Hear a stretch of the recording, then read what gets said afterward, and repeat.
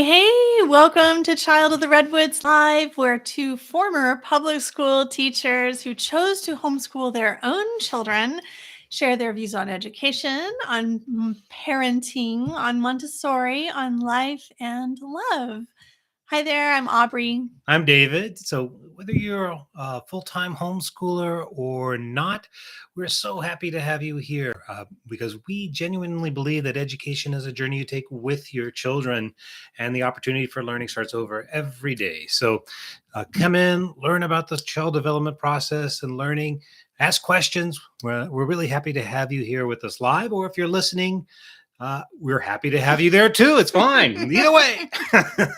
So today we've got something fun. You know, it was just Halloween here in the U.S. I know it's a U.S. holiday, but it's gotten much more popular around the world. So spooky season, lots of ghosts and goblins, people in costumes, things like that. And it could be a little intimidating to some of the little ones who don't always find it fun. But that is okay. Fear is normal. And it's not just Halloween stuff. Kids get scared of all kinds of things, bones, spiders, animals. There's all sorts of things that you can be scared of. And again, it's totally normal. So we want to talk about what does that mean and how do we as Montessorians approach the idea of fear. And if you have any anecdotes in there and you want to share or questions along the way, pop them in the chat. But first, a message. What is this message? This message is, would you like to make this paper triangle? And of course you would. How about have a set of these beautiful sorting cards with different types of rocks? It is stone for constellation. It is our theme of the month. It just dropped on the 1st. You did, let's see, yesterday was, you went live yesterday for Shine. So there's another coaching session coming up. And if your kid is into rocks and all things rocks and how to make rocks into shapes and the different sorts of rock features you might find around the earth, things like that, or grammar or anything like that, and you're interested, come on over. Constellation, that is our theme of the month. It's pretty fun. It's getting a good reception in our community. It is, yeah. People are really posting a lot about the rocks and gems and stones that they find in the ground. Right. And yeah, I mean, it's always fun.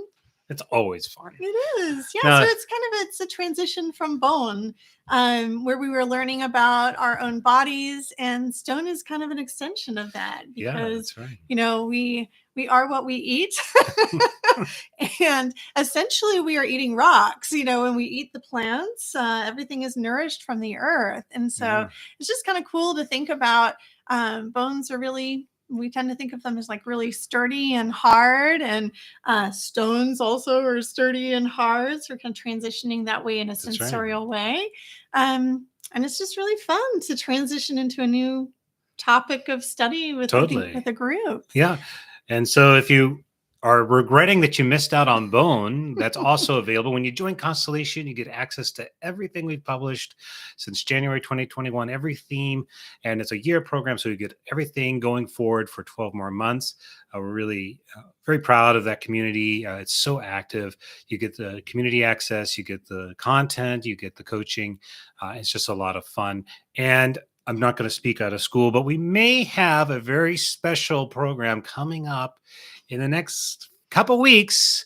So keep yourself tuned. If you've been thinking about Constellation, you may want to follow us closely. Your opportunity could be around the corner. That's all I'm going to say. Okay. Okay. Well, what I'd like to say is if you're watching here live, we are going to be talking about the fears and the spooky stuff and anxieties. So what I would really like you to do is if you have a little one at home, I want you to put one thing that your child is scared of right now or has been scared of in the past. And then we'll talk about those specifically during this chat. Yeah, totally.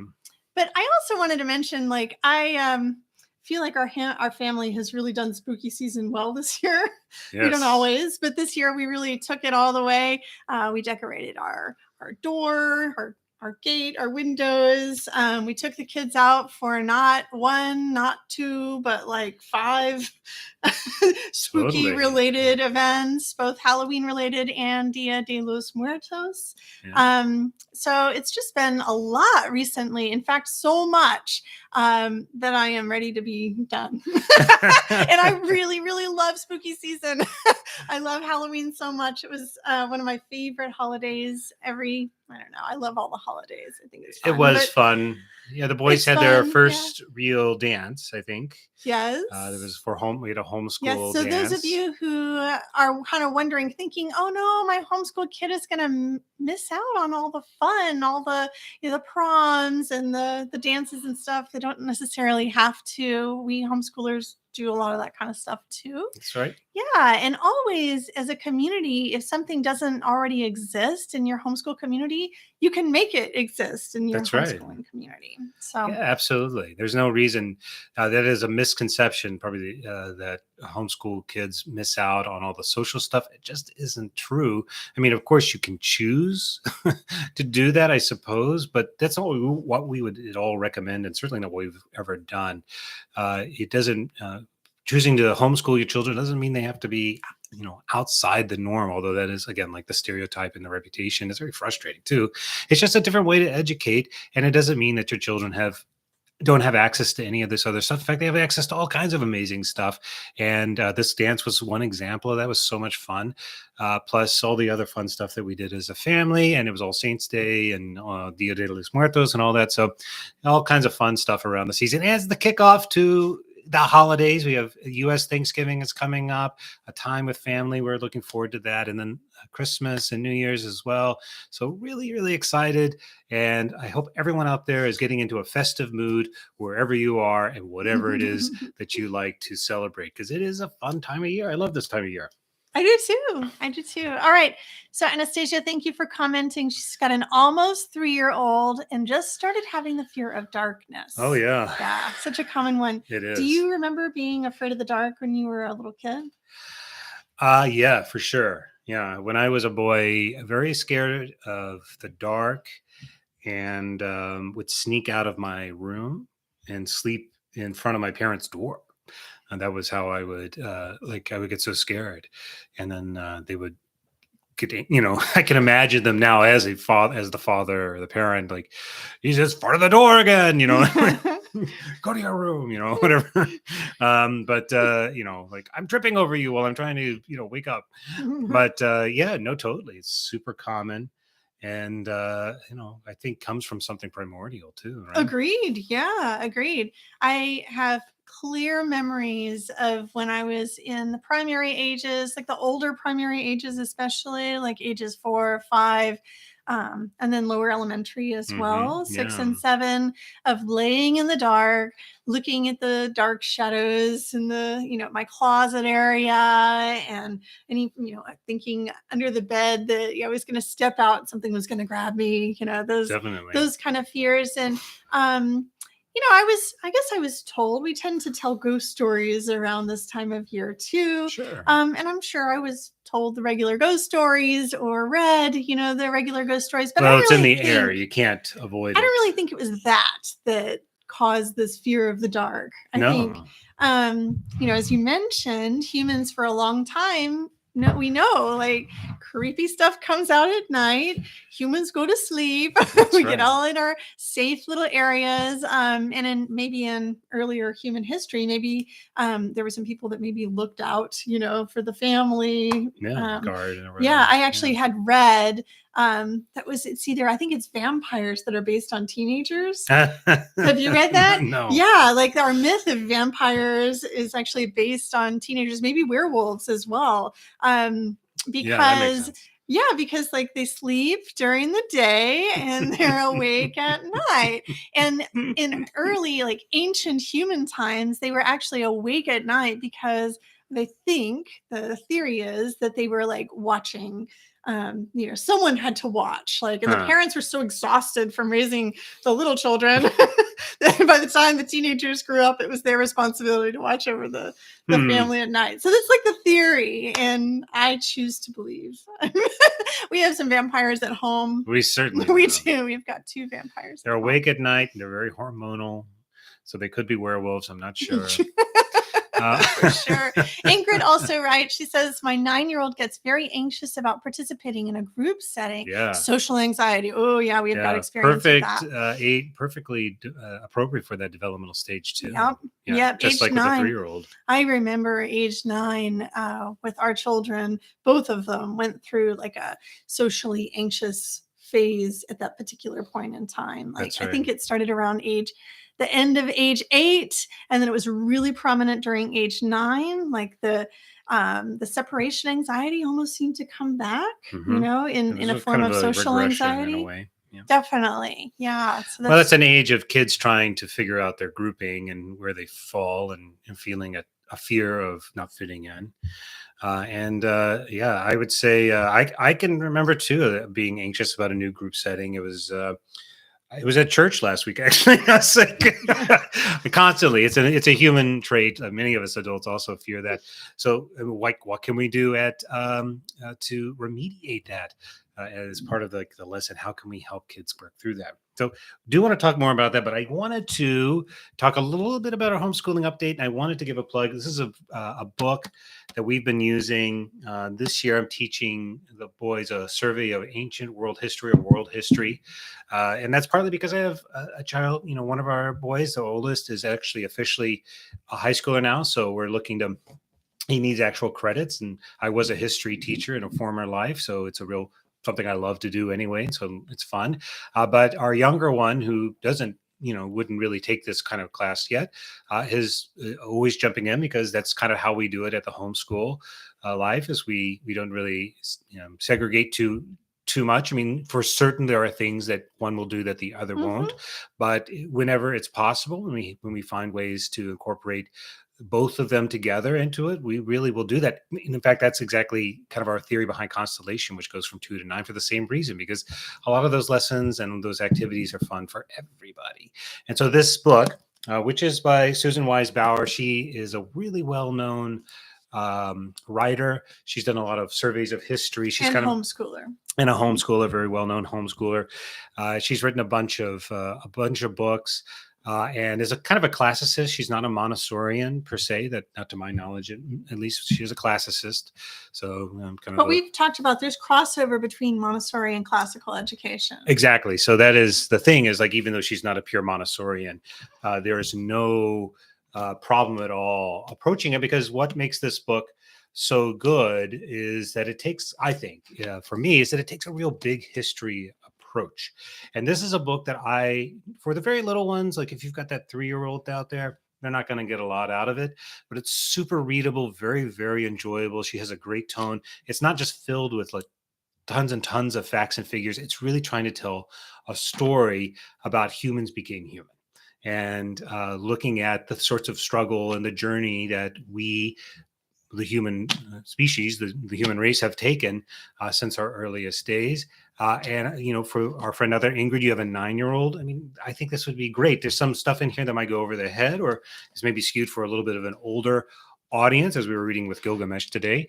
But nonetheless, the stories and the concepts are great. And again, what makes it so good is that it's not focusing on trying to get a kid to memorize, or an adult to memorize, all the dates and figures. There's some keystone dates and things that we want to emphasize, like 2 million years ago, humans used tool. 10,000 years ago, humans came up with farming. 5,000 years ago, people started to write. Like these kind of keystone markers that give us a scope of time and help us sort of understand the progression. But the majority of this book is really about, what does it mean to be human, and what did humans lose when they created civilization? Like when we, to think of it in a more biblical sense, like what does come from the knowledge, the fruit of knowledge, right? or to think about it in a more metaphoric way.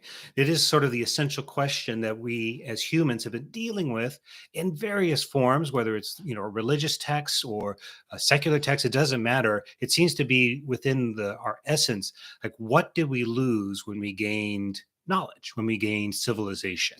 And that is kind of the story of it. Now, if you're looking for something that's a little bit more, I think this would be more traditionally Montessori, right?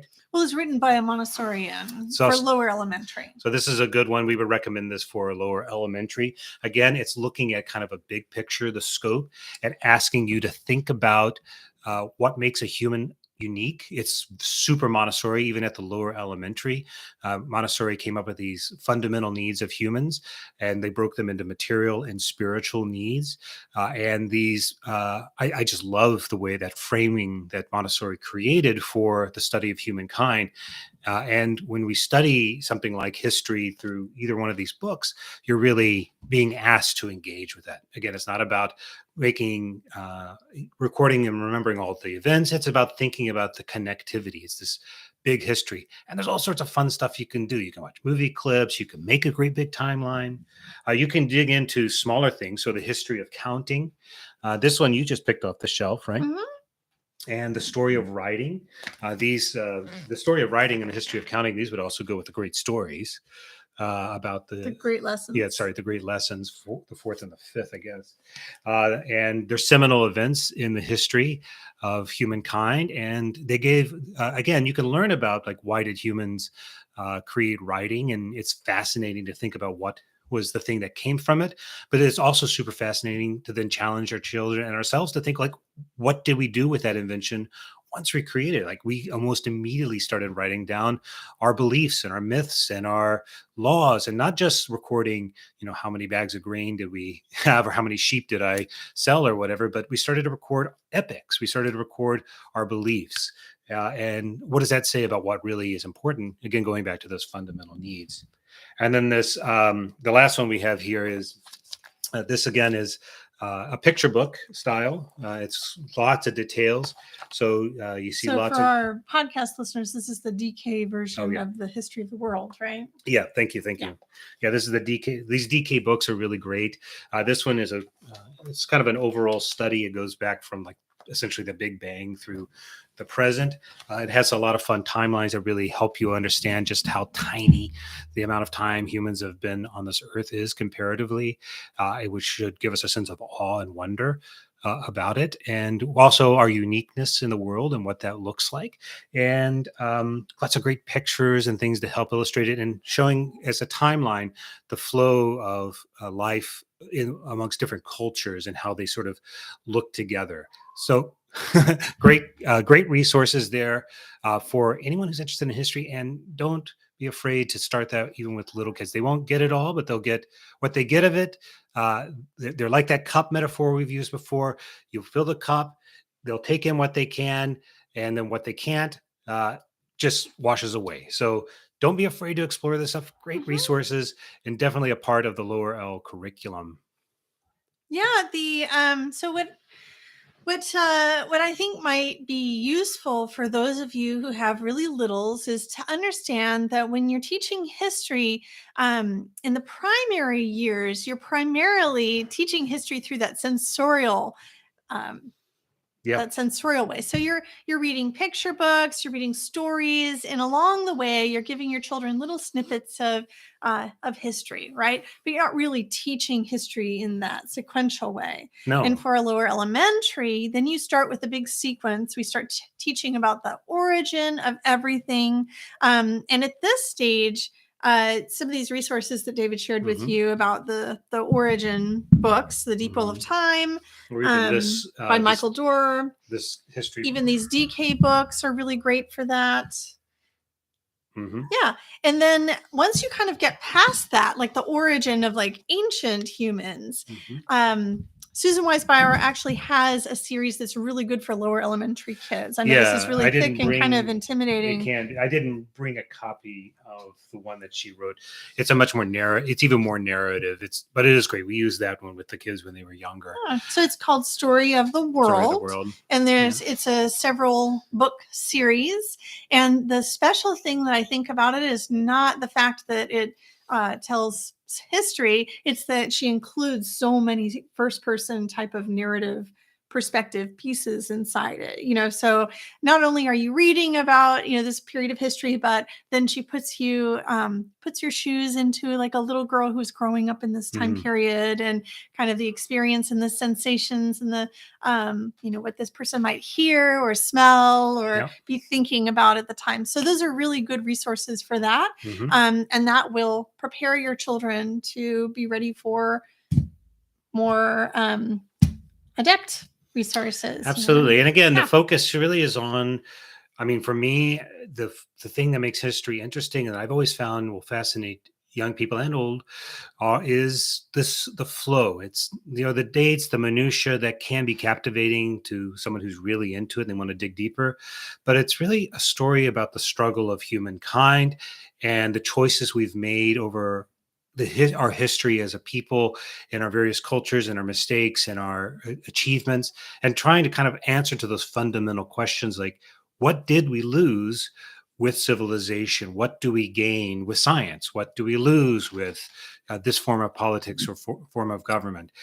As we have this kind of internal struggle between the material self and the spiritual self, that, those fundamental needs that Maria Montessori talked about, or I personally believe we struggle with as part of our essence as humans, as like the animal part of ourself is struggling with the spiritual part of ourself. How have we as a society, as societies, as culture over our history had those same struggles? What did that struggle look like 10,000 years ago, or even 100,000 years ago?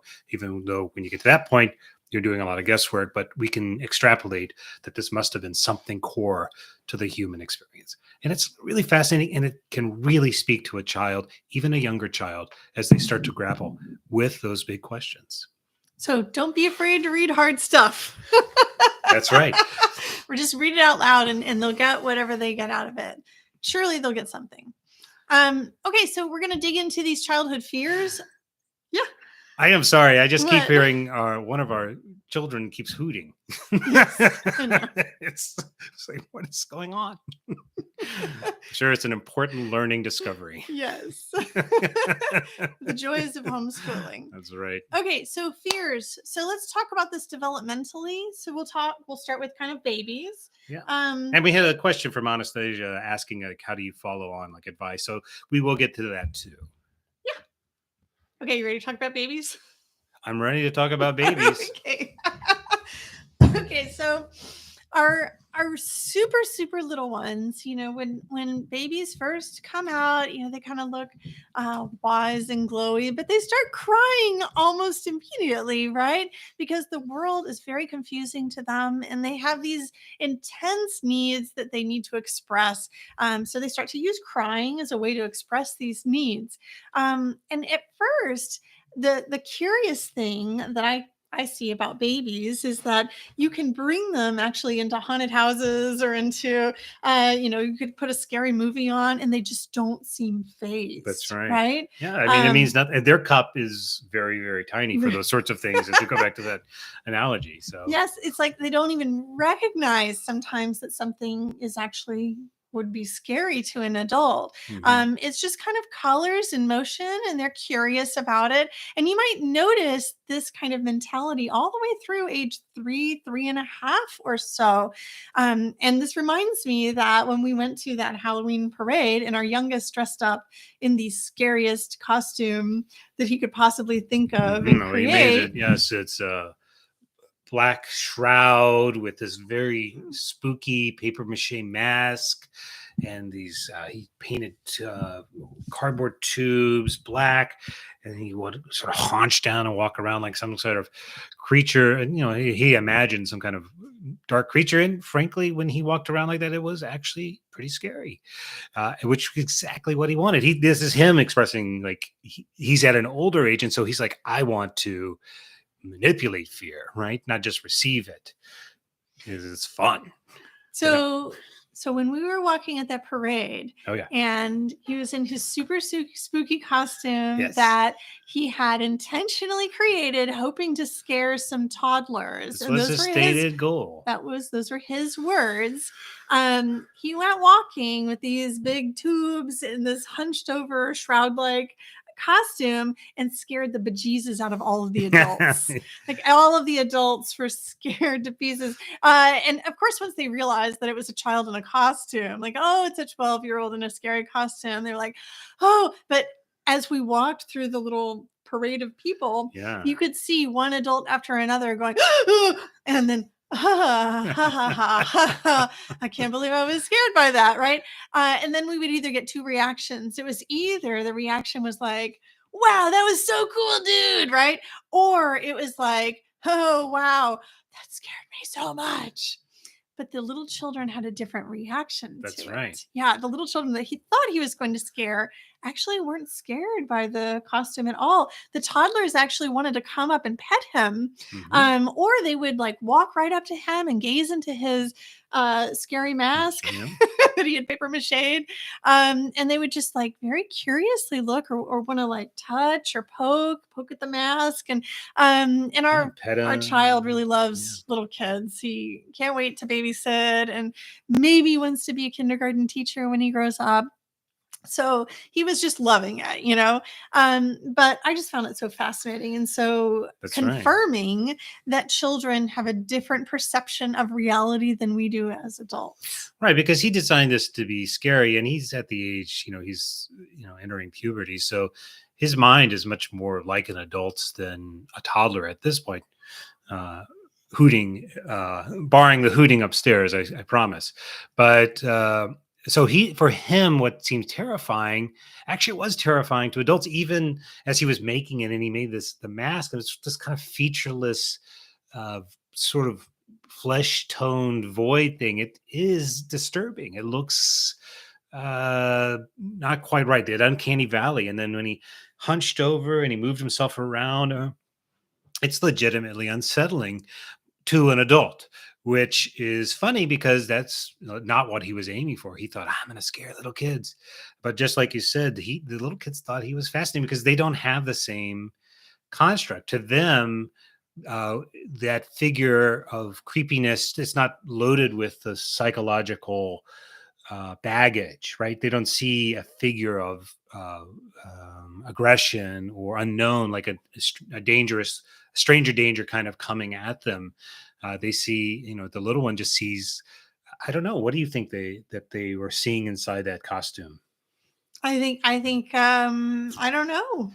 None of us can peer into the mind of the child. That's true. The mystery of the secret of childhood, right? Yeah, it's part of the mysteries of childhood. But babies do have some really strong fears. And the first one that usually emerges, other than just like the startle reflex, is that anxiety of separation from being with a parent, or anxiety of like a new face coming in. And this doesn't usually start happening until around, we say it's like from 8 to 11 months is like the separation anxiety, kind of stranger danger type of fear comes for babies. And that's because I think they're starting to really categorize and order their world. Like they know what mom and dad or grandma, whoever's face is supposed to look like. And so at this age, they're entering a new stage of awareness, and all of a sudden they get scared by new people or people with beards can often. Oh, that's right. Yeah. People with beards sometimes can scare them. Yeah, because they just don't look right. Yeah. So then they grow into toddlers. Toddlers can continue to have separation anxiety. And there is a certain point, as Anastasia has mentioned, almost 3 years old, where they start to become aware of their environments and what is normal and what is like not normal. Daylight, I think, naturally feels good to most of us. Darkness is one of those things where we are all kind of imbued with this biological apprehension of at night the dark. For a reason. Yeah. So this can really hit toddlers.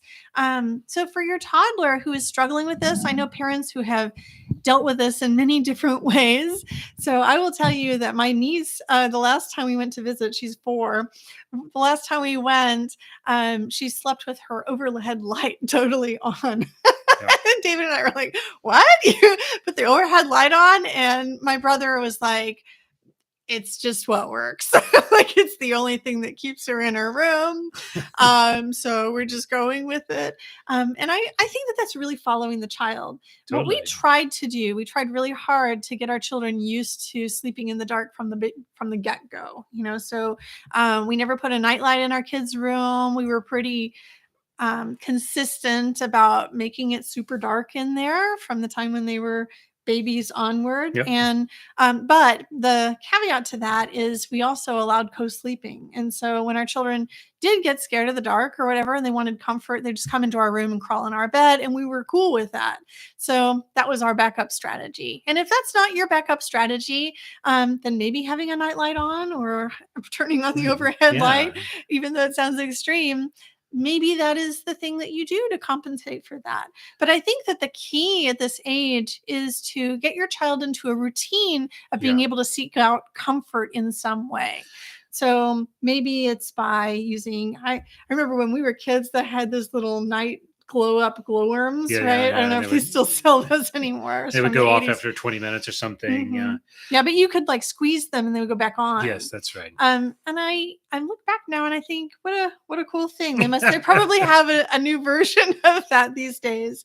So I'm not totally opposed to nightlights, but what definitely helps is having a plan in place for when your child does start to feel that anxiety. Keeping a super consistent bedtime routine if your child is aware that the darkness is coming. So I think that those lamps, if they can create you some kind of little nightlight that kind of dims as it goes, over a certain amount of time before it fades out, those can really help. On the technology side, we laid with our children when they were kind of going through those phases as well at night. Lay with them until they were asleep or enough. I mean, it wasn't always fun. Like sometimes you got work or you're just tired. I would fall asleep all the time. I know. I was always going in there and waking him up and making. But for our family, it was, it seemed like the best option. And following the child and trying to think about your life holistically as a member of the family, and then creating the structure that's best for that is what it's all about. So for us, that was the technique we used, and then eventually it transitioned to bedtime stories, or I would help make up stories, and then eventually to just good night. Like they wanted to be off on their own and put themselves to bed. And it was a long time coming before that actually happened. It wasn't like the age of 5. Yeah, it was, and it varies. The two children when their readiness and how they want to do their bedtime routine really varies. And that's a personality thing. I made that joke earlier about fear of, social situations. I mean, it's definitely true. So it's true for a 9-year-old. It can be true for a fully grown adult too. Those things that we feel, and it can be based on the personality. Some of it is developmental and some of it is just who they are. And the who they are pieces will come out even in those younger years. And so following the child really is the best. And to underscore the other thing you said about giving them control. So that's where, do you brush your teeth first? And then we say, kiss goodnight. And then we get into our bed. And then daddy comes to read, or whatever your process is. Kids can really feel good to have that sense of control. Like they know that there's an orderly process. When they step away, that separation can feel less jarring. It can feel a little bit more in control.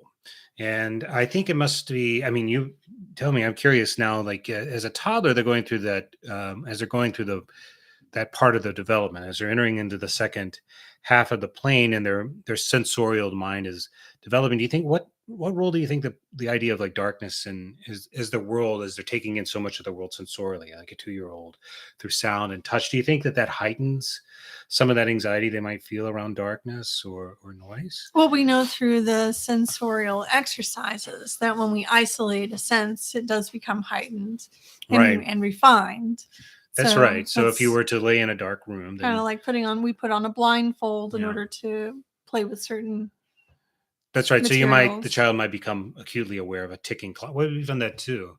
Even now as adults, when we lay, if like we're here by ourselves, and you hear something odd off in the distance, and it's just like, I don't know, a dripping faucet, but suddenly it's very spooky because you're kind of becoming attuned to that sound, and it feels off-putting.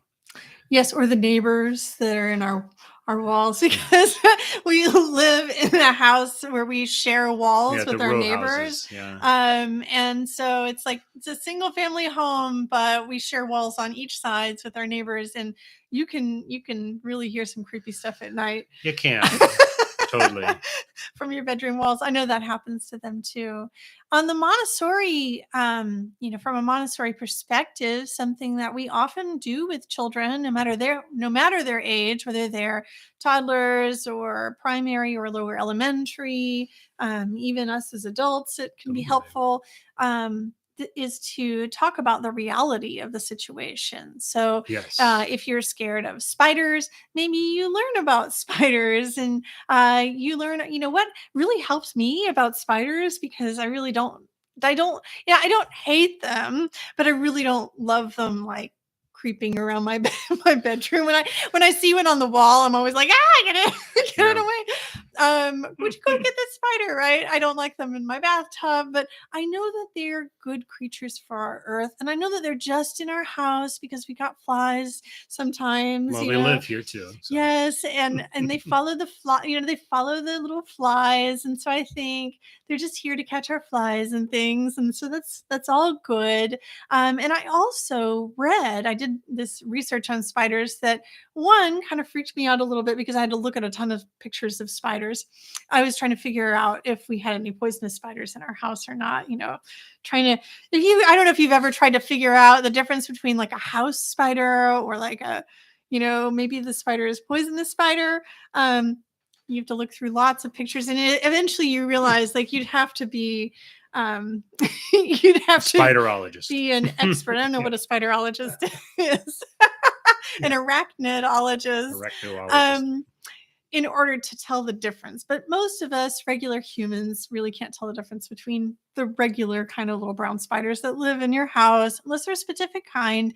But what helped me was to realize, I watched this video where someone actually said, like, most people don't realize that little spiders' jaws, like they actually have to be fairly large fanged in order to puncture skin. Like the teeny tiny little house spiders that you see, on your walls, like their teeny tiny little fangs just aren't even strong enough to puncture human skin. Like to them, your skin would be super tough. It would be like trying to bite into a piece of hard leather or something, So after I read that, I was like, oh, like, so, maybe, obviously we know that you can get a spider bite, sure, but not all spiders bite, most of them just have these dinky little things. And that just made me feel better because it was reading real information.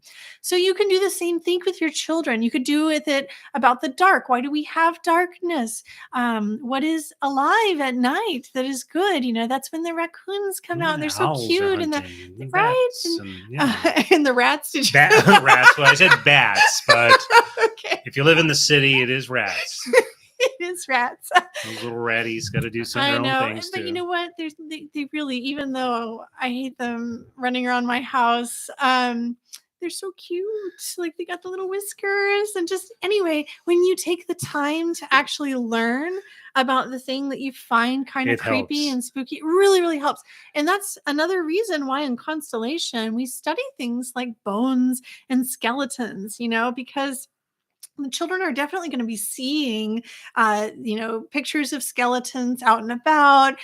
During this particular season of the year, they're often portrayed as being spooky, clanking skeleton bones. Although you might see the happy skeleton, you're going to see a lot of creepy looking skeletons too.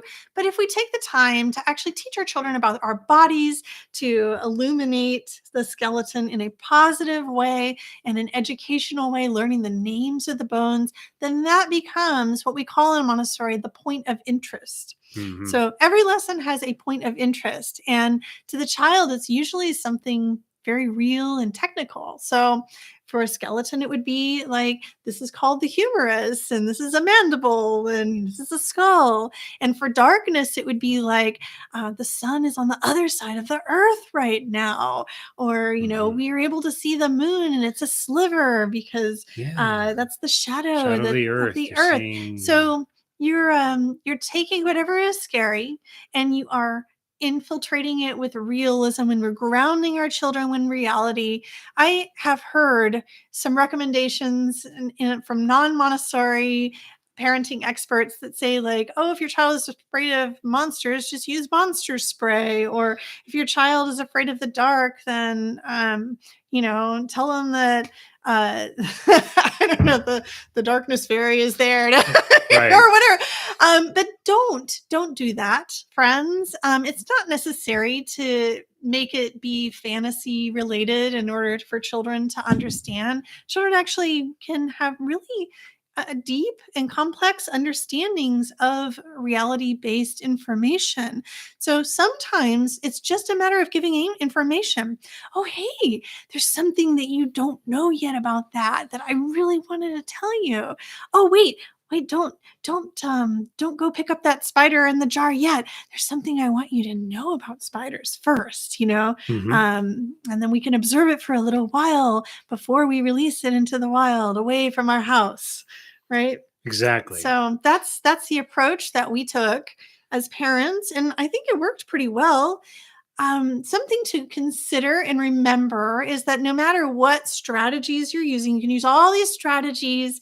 You cannot just take away fear from someone else. So someone's dealing with a certain kind of anxiety or fear.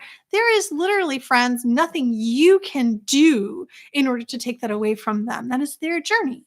And so you have to respect that in the child, that fear is a normal part of life, that they're going to be scared of something. We all are scared of something. We're all creeped out by things, but we can help each other to feel good about things. That's right. So that empowerment that comes through knowledge, and that's true at a technique that we can start using when they're really little, and it's also a technique we use when we're older. And I think that your other point about don't infantilize, don't over empower, don't ignore. It's a real thing. Have compassion, lead with compassion. The Anastasia, you're, if that's what's working now, your daughter's coming in and needs daddy to come, put her back to bed. That's fine. I think you match that with some of these other techniques. And like what Aubrey's saying, there's some really fun books out there about the kinds of creatures that live in that are nocturnal. And what does that word mean? And as your child gets older, that can become very fascinating. It's that point of interest that Aubrey talked about. Now, of course, as the kid gets older, they're going to have different kinds of anxieties. We saw Ingrid mentioned social anxiety a minute ago. Mm-hmm. Definitely true. And that you think about, again, as the child is developing a sense of ego after about the age 6, as they're entering in that second plane, and they start to become much more aware of their relationship to other people. And they're trying to think of a hierarchy, and that can then lead them to thinking about in-groups and out-groups. And that in turn can then give them that anxiety. So a lot of times the fears can be a byproduct of their developmental age, and that's why they'll come and go. I also think that's why a lot of the things that you're going to see as fears in that second and third and fourth plane kind of continue on, because by the time you get to about this age 6 or 7, a lot within your brain, a lot of, is starting to bake. That's why even a little guy like a 7 or 8-year-old can start to study something more complex. They're not going to get all these concepts, but their brain is starting to develop to a level of maturity where you don't have to be afraid to teach them complex things, because their brain is going to be ravenous for it, whether or not they can take it all in. Again, that goes to the idea of like the cup, right? The child will take as much as it can. And the same goes for these kinds of lessons about fear and social anxiety.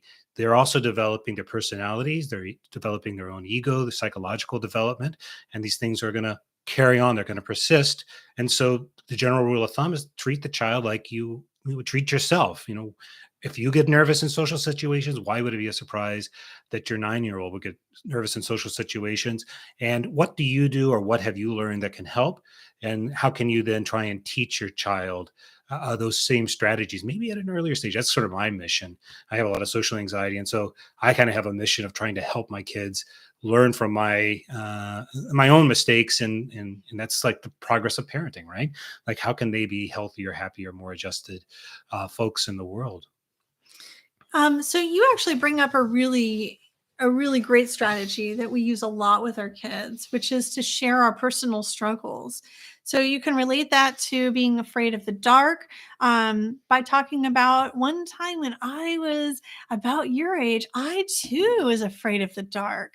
And then this is what I did to overcome it. And so you can kind of tell it, kind of create a little story, and you can make it up on the fly. Like, I started to look outside and notice the moon, and I noticed how beautiful it was. And I started to like the darkness because I realized it was comforting, like a blanket wrapped around me. I started to like the darkness because I was listening to the things that I could hear. Can you hear the clock in the living room? Let's listen and hear.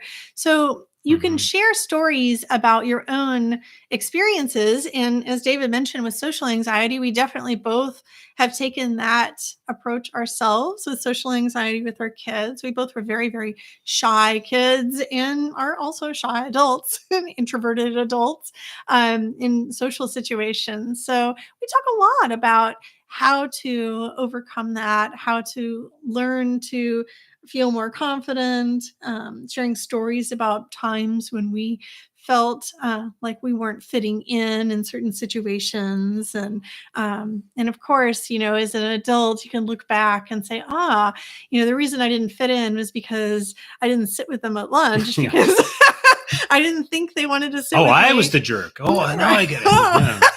I thought I was the hero of the story. Oh, wait a minute.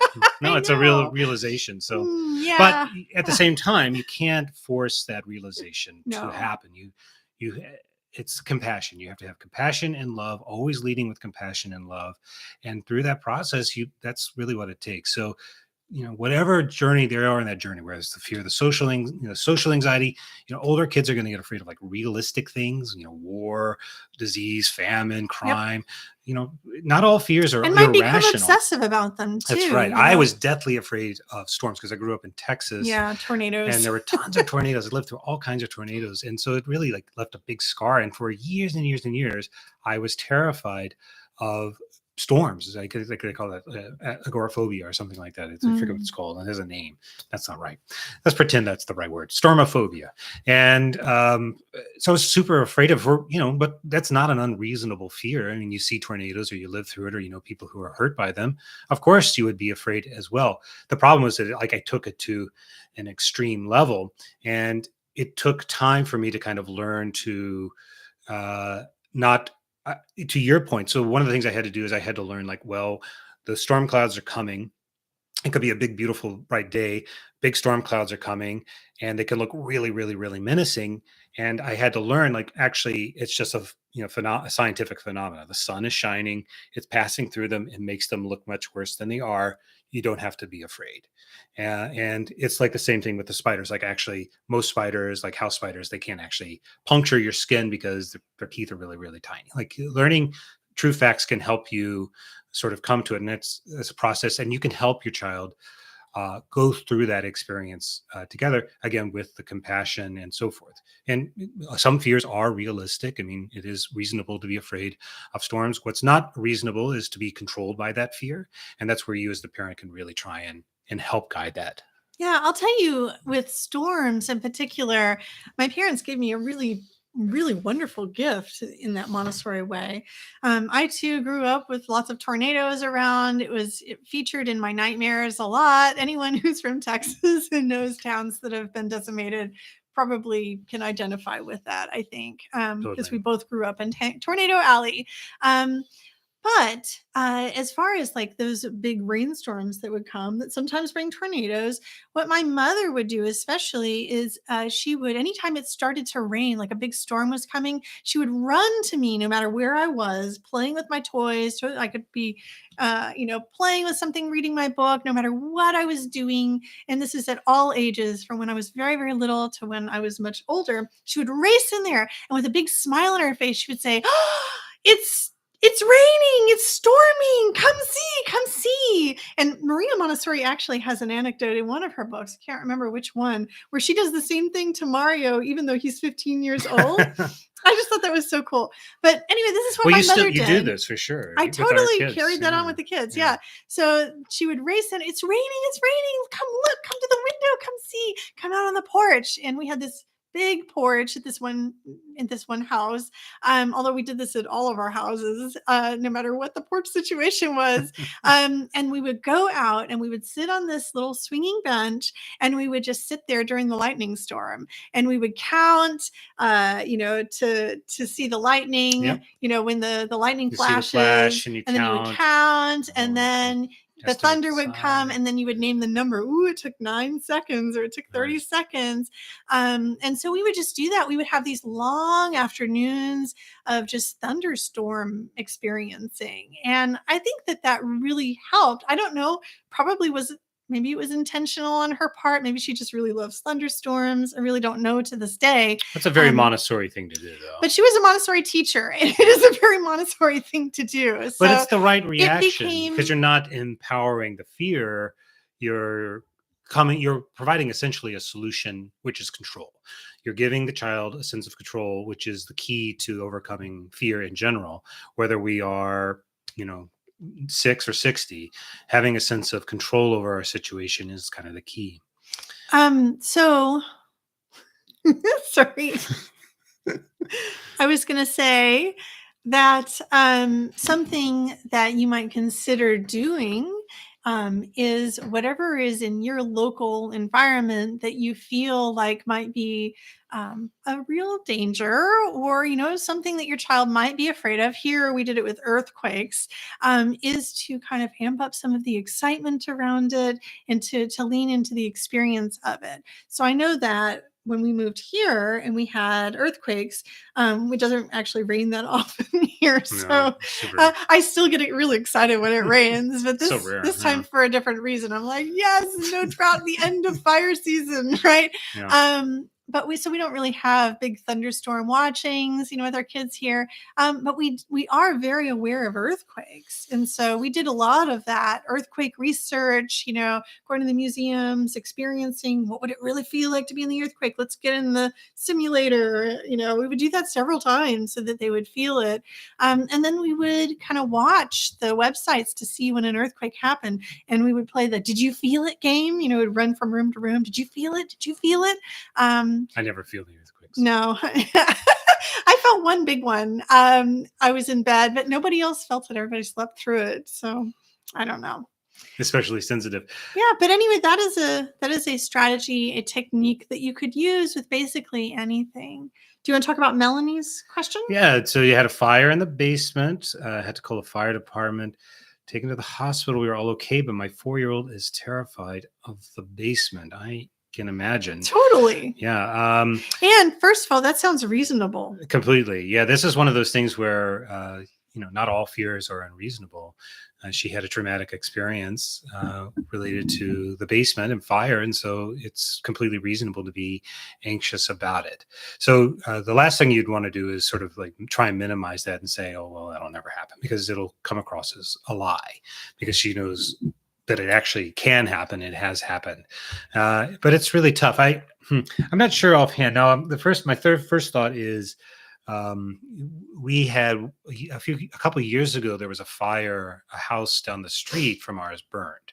And it was a pretty elaborate fire. I was out of the country, actually. I was in Europe on business, and you called me. It was in Estonia, and you called me saying there's this fire, and it really left a major impression on our kids, who are older than 4. To this day, watching a house burn is dramatic, and all the neighbors out in your neighborhood. And like we said, we live in a row house out here. Where we live is all row houses, and so it's not impossible to imagine like this fire blowing up in the ashes. And and to this day, going from house to house to house. Yeah, exactly. So our youngest still gets a little bit anxious around alarms. Whenever a fire truck goes by, when you live in the city, there's always alarms and fire trucks. There's a fire station very close. And sometimes they'll, no matter what you're doing, he'll drop everything and run to the window. And so you're like, what's going on? It left an impression. I don't know that there's a magic answer for this one other than time and just patience, compassion, time. There's no, we've talked about fire and how improbable it is, but we've also, took steps to be like, what would happen if there was a fire? We have a fire alarm and we have a fire extinguisher. And if there's a fire, you would run out of the house and you would wait here for us to try and give some of that empowerment. But at the end of the day, whatever is embedded within him just has to sort of resolve over time or sublimate or something. I don't know. What are your thoughts on that one? My thoughts are that our instinct might be to try to force our child to confront the fear. And in general, when David and I have listened to that particular instinct, it always backfires on us. So I would err on the side of patience and waiting, maybe some modeling. You know what? I'm going to go down to the basement for a little bit. You don't have to. You can stay here if you want to, but I'm just going to go down there to read a book for a little bit. Maybe you stand down there for like 2 minutes, then you come back up just to like normalize it. Always invite them. Oh, did you want to come with me to the basement? No? Oh, okay. It's okay. You can stay here. I'm just going to go down for a few minutes and then I'll be back. So that's probably the approach that I would take.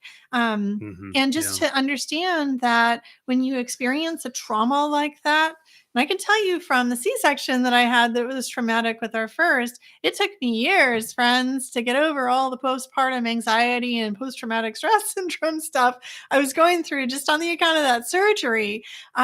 So, when our children experience a traumatic event, why would we expect them to just get over it? So it's been months. It's just been months. It might take years, and it's just really good to just respect that healing process. Yeah, I got bit by a dog when I was about 4, and I was terrified of dogs for years and years and years. I mean, until college, I think I had a lot of anxiety around dogs.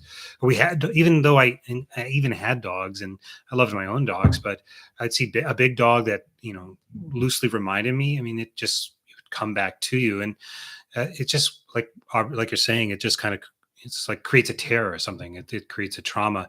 And you're saying that you had to actually run past it. I'm sure all the sensorial experience, the smoke, the heat, your own fear, the fear of the other people, the sense of like, when our children look at our faces and they see that we are terrified, they know it's something to actually be afraid of. Totally. And it's real hard to go back and counter that. Like, oh, well, I'm not afraid now, but you were terrified, Mom. Like, they know.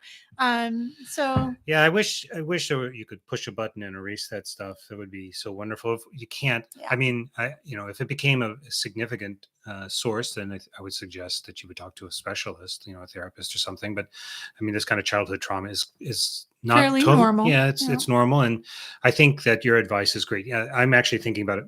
Here we are, we're downstairs in our own, basically like a basement is where our office is. But for a long time before we put our office down here, it was just kind of a junk room, and our washroom is down here. And every time I would go up the stairs at night after turning off the lights, because you have to turn off all the lights behind you and then go up in the dark, I would be terrified that something was going to jump out of the darkness and like chase me up the stairs. Oh, I still feel that. It's just the way the house is constructed, I think. I mean, I'm a grown man. I'm really sure there's no like creepy dude in a hockey mask or something or poltergeist or whatever. Like, these things don't even exist, and so I'm pretty sure they're not existing in my little space here. But it's a very, very visceral feeling. You can't shake it. So what's helped, though, I don't feel that. I know you just said you do, but I don't feel that anymore, and it's because we use the space. I don't feel it as We've often. Decorated it. We we exercise down here. We have our office down here. Yep. We have a rug. So we've made it homey, and that helped. And so I think, to your point, like if you were trying to help the child, you might, yourself try and think about how you would redefine what that space looks like or means. Mm-hmm. If they're not comfortable with it, if they still think the guy's chasing her up the stairs, it's okay. But if that helps make it more comfortable and helps her sort of reframe it, I think that actually might be something to try. Yeah, redesign, a really little redesign. Yeah, It could work. just like turning this from like basically a place where we stored boxes into a usable space, made it part of the home again. And that's literally what I think it was for me. It turned us into a functional part of our home, and that's an extension of our family. Okay, so I would like us to end with some do's and don'ts. Okay. All right, so let's say do acknowledge the fear. Okay, it is real. Don't downplay the emotion that your child is experiencing. That's right. Right? So it's always a good thing to even if you don't think that a thing is actually realistic or could really happen, it's always good to acknowledge that the fear is real and not really just really being dismissive of your child. That's right. And Yeah. so on my That's easy to do too. I mean, I know we say not to do it and we know not to do it, but it's really easy to say like, oh, you don't have to be afraid of that, or like, what? You're afraid of something? Oh, well, no, don't be afraid of that. That's nothing. Like that is dismissive and it feels bad. Yeah, no, that's only going to it's only going to antagonize the fear further. So on that same note, I would say do always come from a place of compassion and think about put yourself in their shoes. A child is not like a little adult, but they're a whole different species. So the things that children are afraid of can be very similar to the kinds of things and the reasons that you as an adult, the parent, are afraid too. Maybe, Melanie, maybe even from time to time you go into that room and you have a flashback or a feeling of it. I'm not saying that is necessarily the case, but it's not impossible to imagine. At the same time, so yes, have compassion. Don't try and force don't infantilize as well. So I know, for example, with my fear of storms, my mother was also terrified of storms. And so I'd get all panicked and then I'd look at her and she'd be panicky. And then we're like, we've got to get in a bathtub and hide. Yeah. So it's kind of that reinforcing of the fear. So yes, definitely have compassion and love, but be careful about empowering the fear too much. So it's a fine line between the two. As Aubrey said, we cross it all the time. It's super hard, but that's the goal. Okay. Don't try to use fantasy to cover up. Do use realistic knowledge and information about a topic. Yeah, so not, I put in a magic fire extinguisher who guards, but yes, fire is a thing that exists, and here's how it works, and here's why the fire started and why we won't have it happen. And how we're going to keep ourselves safe. Right. This fire started because we left a candle going, but now we know we're going to use electric candles, whatever. And, Melanie, you're saying that you turned the room into the playroom and she's okay. That's progress, right? Like she's going through that, and as she ages, she'll continue that journey. I think that's a good strategy. Yep. So that would be a do. Yeah, that would definitely be a do. Let's see. Any other do's? I mean, really. I got one. Do role play. Oh, yes. That is a great one. Yeah. We didn't really go into that in detail. We don't have time to go into that in detail, but I will leave that out there for your research. Do definitely role play with your child. You could role play being spiders. You could role play how to escape if there is a fire. This is what we're going to do, right? This is how we're going to protect ourselves from the tornado. Or like you have the tornado drill, not just so that you actually are keeping yourself safe, but to give comfort as well. That's right. So do arm kids and yourself with a sense of control. So having a plan, how to escape, knowing where to go, doing the research about like what is a spider. This goes to the idea of science. Older kids, maybe get them a cell phone if they're going to be riding the bus. Make sure you have routines and strategies. They're afraid of bedtime. They're afraid of the dark. What is your strategy? Is it dinner, then bath, then teeth, and then story? Do that every night. It gives them a sense of control because they're like, okay, I can see how this pattern is working. Of course, you can't always stick with a routine, but if you are committed to it, it will help a lot. And, I think you will then also have to evaluate what kind of unintentional sense of control you're giving them. So the earlier comment about the child is coming in and grabbing daddy's hand to take her back, that can be okay. It could also be that you're reinforcing a learned behavior, and you have to evaluate whether it's appropriate. This is the difficult thing between compassion and infantilizing. I'm not saying that you shouldn't do that. I think that that strategy is fine for the age of the child that you have, but it is one of those kinds of questions. Like maybe a different strategy, like instead of taking control, is like grabbing the dad's hand. Maybe it is squeezing the glowworm. Maybe it is turning on the music box. Maybe it is something else that they can do that gives them a sense of control over it. Sometimes parents like to use clocks so they know when the child can get up, and that gives them a sense of control, not always because they're afraid, but just because children want to have control over their world just as we adults do. So do arm them with tools that give them control over their world to the proper extent. All right. And that is all the time we have for today. So thank you for joining us. Oh, that's great, Melanie. That's great. Thank you Sorry. it's all right. Thank you for asking your questions. Come back and see us in 2 weeks. We do this twice a month at the same time, Thursdays at 1:00 on YouTube. We will be here. The recording is always posted on the podcast, so you can listen to that as well. And if you're listening to that podcast right now, thank you for listening. You can find us at childoftheredwoods.com. Take care, we'll friends. see you in a couple weeks.